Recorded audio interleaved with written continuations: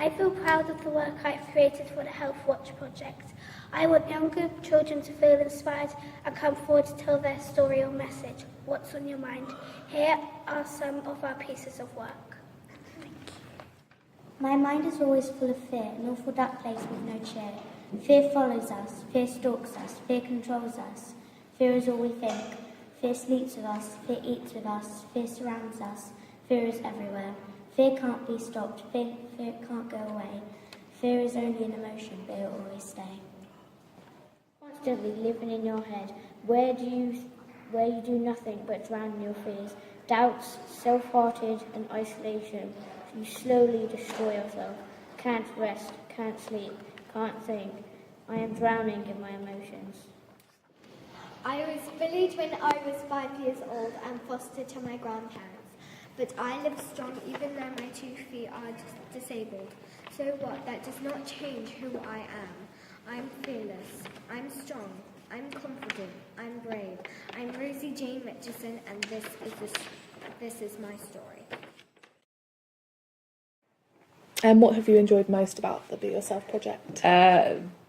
Seeing how other kids engaged in it. They really enjoyed it. And actually when we did the assembly, I hadn't seen the work in that finished form, and I was really impressed with the standard of work, to be honest. And I know when I spoke to some staff afterwards, they were quite surprised. They had sort of, like goosebumps when they were listening to what the kids were saying, and when they saw some of the art that they'd produced. I think it made them realise that children actually have sometimes got a lot of complex things going through their heads that they don't even consider would be there.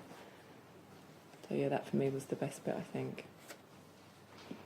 If you had an unlimited amount of money, what would you do to help young people who may be struggling with their mental health?